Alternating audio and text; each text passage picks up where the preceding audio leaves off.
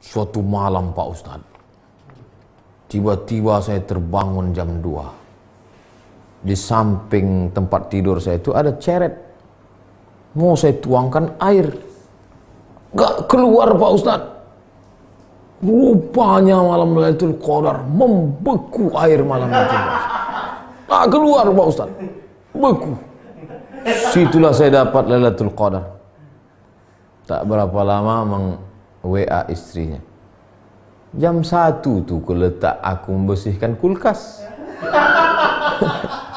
Letakkan es batu dalam ceret abang tuh. Nah, beku lah ya. Orang ini banyak mengada-ngada aja. Mengaku berjumpa Nabi Khidir, mengaku itu ini. Itu sebetulnya dibalik itu semua untuk merenung dalam hati, apakah kau makin khusyuk, kau makin takut, kau makin wara, kau makin zuhud, atau kau jadi tukang cerita kemana kemari, udah cerita. Perhatikan baik-baik, perhatikan baik-baik.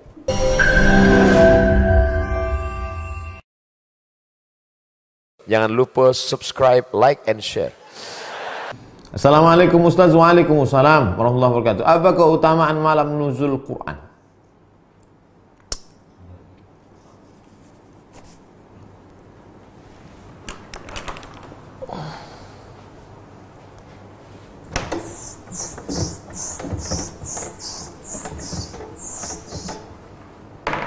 Inna anzalnahu fi lailatul qadr. Qadar.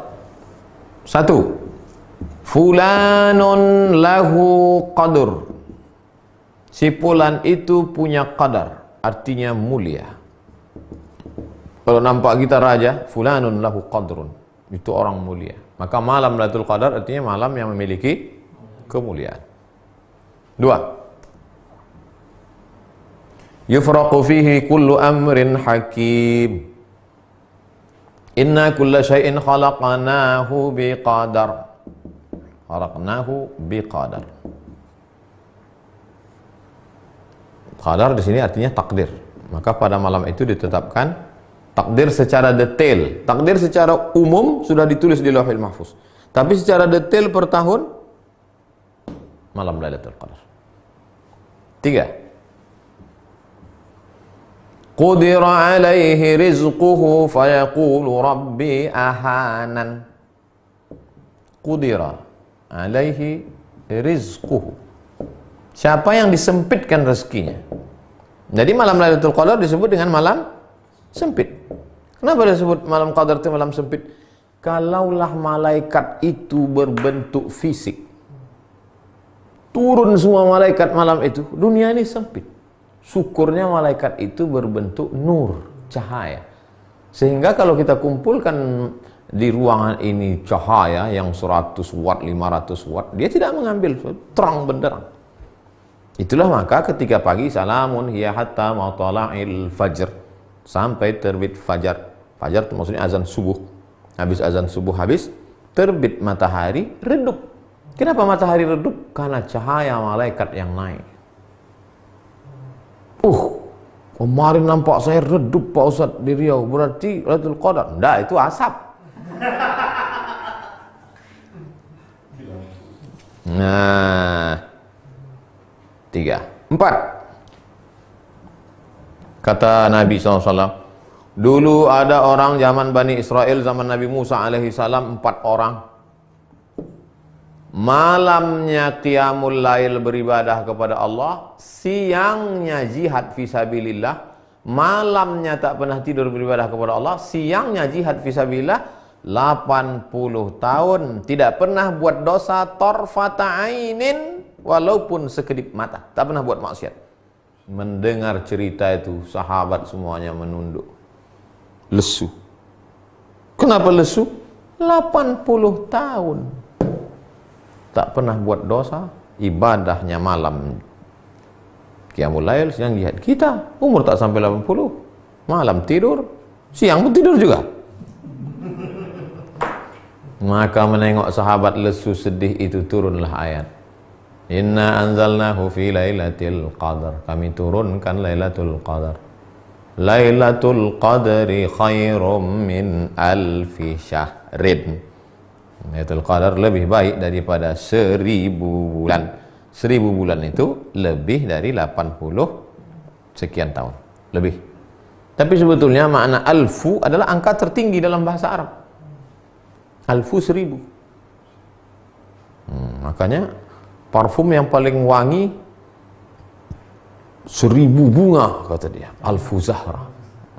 Ada paling 2-3 helai aja yang petik. Apa ini? Alfu zahra kata dia, 1000 bunga. Makna alfu di situ artinya kalian sedih karena Bani Israel 80 tahun, kalian tak ada terhitung alfu syahr. Itulah diantara kemuliaan malam Lailatul Qadar.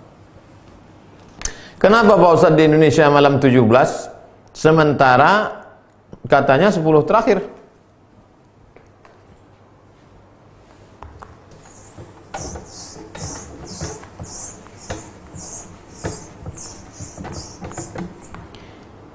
Inna anzalnahu fi lailatin mubarakah.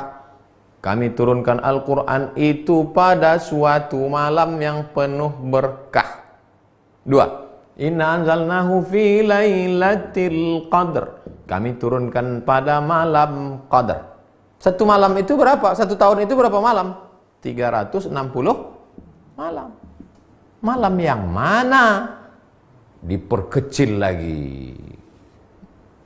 360 malam diperkecil lagi. Syahrul Ramadhan alladzi unzila fihi al-Quran. Diperkecil menjadi 30 malam. Maka tereliminasilah 330. Tinggal 30. Dari yang 30 malam itu malam yang mana? Maka buka kitab tafsir Ibnu Katsir dalam surat Al-Qadar. Ada pendapat mengatakan malam pertama, ada pendapat mengatakan malam ketiga, ada pendapat mengatakan malam kelima, ada pendapat mengatakan malam ke-9, ada pendapat mengatakan malam ke... Terus pendapat yang mengatakan malam 17 di antara yang berpegang itu adalah mazhab Syafi'i. Wa ma anzalna ala abdina, yang kami turunkan wahyu pada hamba kami Muhammad sallallahu alaihi wasallam, yaumal taqal yaumal jam'ani yaumal furqani yaumal taqal jam'an, pada malam bertemu, pada harinya, malam harinya ketemunya dua pasukan. Kapan ketemunya dua pasukan itu? Tanggal 17 Ramadan. Itulah dalil dia turun tanggal 17 Ramadan. Lalu yang mengatakan 10 terakhir dari hadis, taharru lailatul qadri fil ashril awakhir min Ramadan. Carilah Lailatul Qadar pada malam terakhir Ramadan.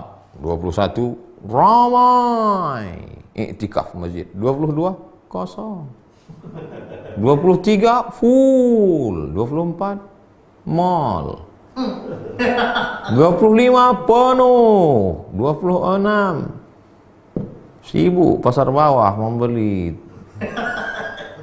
27 puncaknya, 28 kosong, 29 balik kampung. Datang corona, kosong semuanya.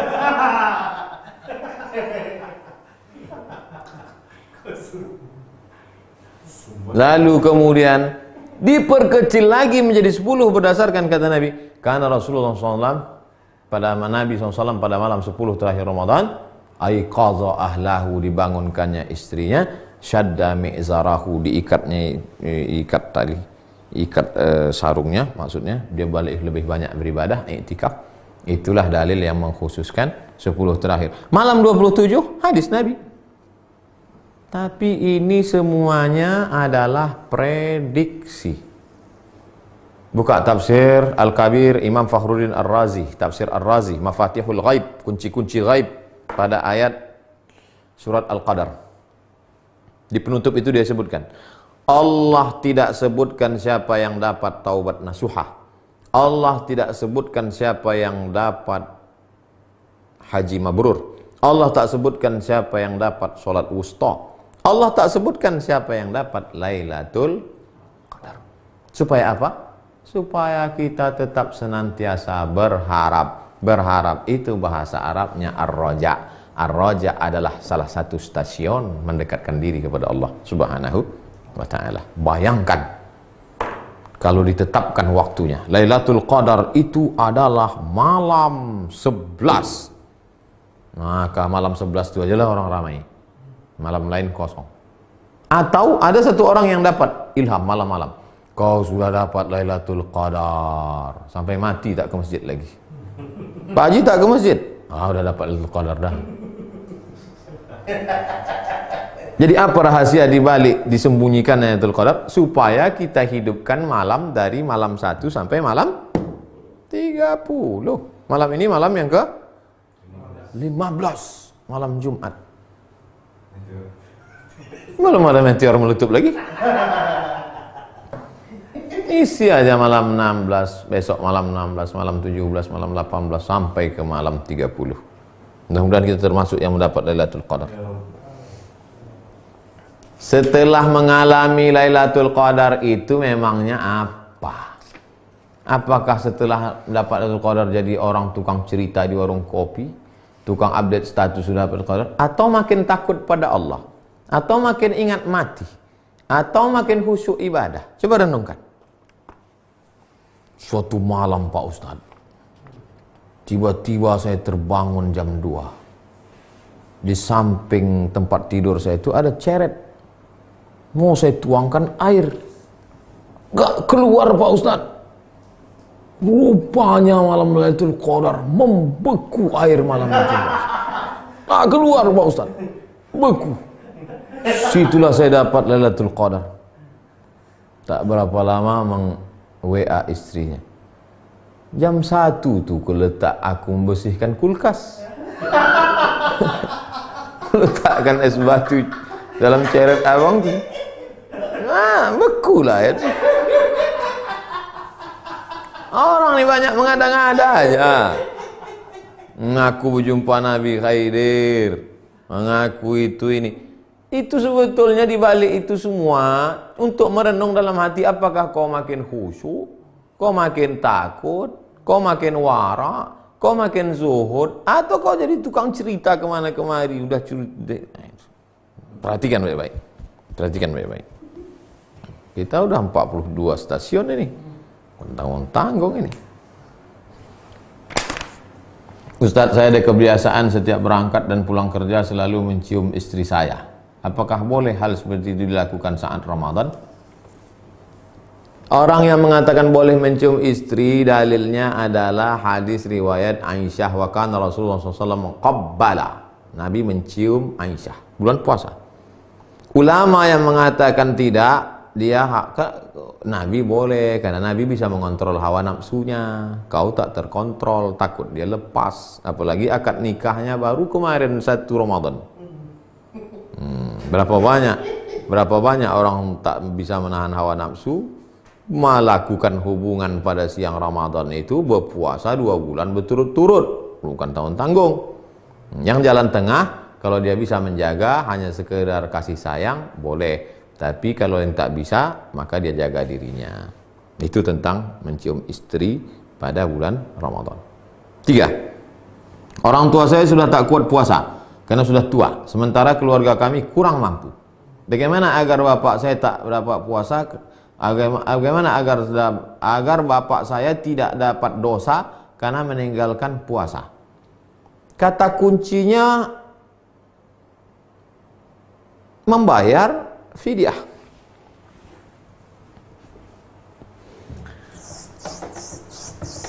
Faman kana minkum maridan, siapa yang sakit, au ala safarin, atau musafir, fa'iddatum min ayyamin ukhar, ganti di hari yang lain. 2. Wa 'alal ladzina yutiqunahu, bagi yang tak sanggup puasa karena tua renta atau karena sakit tak sembuh-sembuh sampai meninggal, Fidyatun, bayar fidyah. Pilihannya cuma dua aja Bu, Pak. Pertama, ganti atau yang disebut dengan qadha, atau bayar fidyah. Bayar fidyahnya adalah 1 hari makan fakir miskin. Nah, itu tadi bapak tua. Bapak tua tak mungkin qadha, tak bisa. Nanti Syawal, Zulqa'dah, Zulhijjah dia bukan makin muda, makin tua. Makin tak bisa. Kalau begitu dia bayar fidyah. Yang jadi masalah Pak Ustadz, kami kurang mampu. Nah, kurang mampu kalau begitu, anak-anaknya ini masuk kategori mana? Apakah anaknya ini masuk fakir? Tidak. Karena di situ mampu dia, cuman kurang mampu. Kalau begitu miskin. Apakah kami miskin Pak Ustadz? Berapa standar hidup? Ma'ruf, urf. Tak sama standar hidup di Papua dengan di Sumatera. Sumatera pun tak sama antara Lampung dengan Riau. Seandainya Pekanbaru standar hidup, misal, sekarang berapa upah minimum regional? 2.750.000. Sementara anak si bapak ini hanya gajinya sebulan ambil upah 1 juta. Maka kalian tidak wajib membayar fidyah. Malah kalianlah yang menerima zakat fitrah. Sampai kapan nih Pak Ustadz?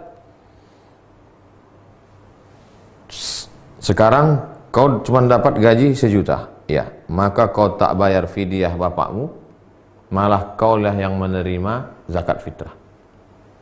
Wah, akhirnya orang pun membayar zakat fitrah lah. Mulai besok 15, 16, 17 membayar zakat fitrah kepada engkau. Pas hari Kamis, tanggal 23 nanti hari apa? 23 Mei.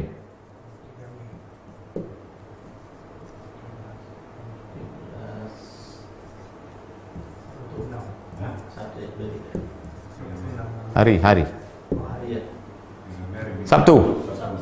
Pas hari Sabtu 23 Mei, tiba-tiba engkau mendapat beras 5 goni. Saking banyaknya orang, maka pada saat itu engkau sudah mampu. Maka bayarkanlah fidyah. Kesimpulannya, keywordnya, kata kuncinya adalah pada mampu tak mampu. Kalau kau tak mampu sampai Idul Fitri, berarti kau tak mampu. Tapi rupanya dibukakan Allah rezekimu, berduyun-duyun orang datang. Dapat dari RT, dapat dari Bank Riau Kepri, dapat PSBB, dapat Al-Azhar Syifabudi, dapat, wah, bertumpuk Ustaz. Bayarkanlah, jangan pula nanti, kami masih susah. Susah betul baru tahu. Jelas itu Pak, Bu. Terakhir, Ibu Aisyah. Jika ada seorang perempuan dipinang oleh lelaki masih awam, belum terlalu mengenal agama, masih dalam perjalanan hijrah, bagaimana pendapat Ustadz?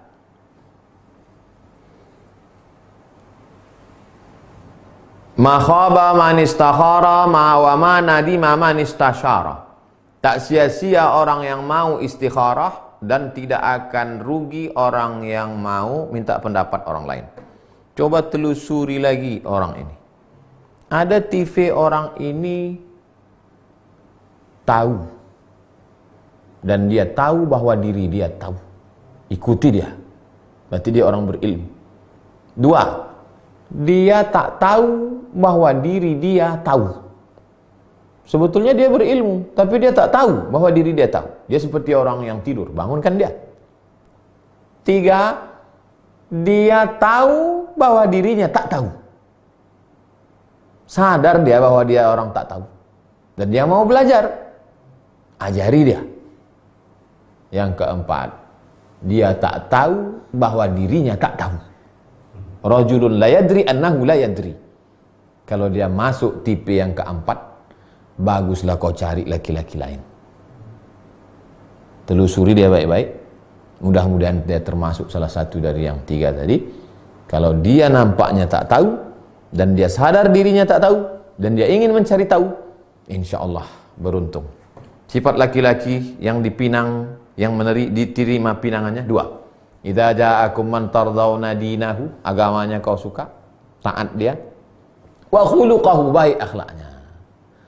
Baik akhlak tak cukup hanya ketika dia datang. Waktu datang tangannya begini. Kok ditengok dari gayanya, lalat pun tak mati dipukulnya. Tapi tanya juga kawan-kawan dia. Karena ada kawan dia sekolah tanya, kau kenal sama si ini? Yang FB-nya itu, di update-nya itu ceramah Ustaz Somad aja terus. Oh, itu memang baik itu. Baik, bukan main baik. Kalau sama itu terimalah katanya. Mudah-mudahan dipertemukan Allah. Terima kasih jamaah yang dimuliakan Allah.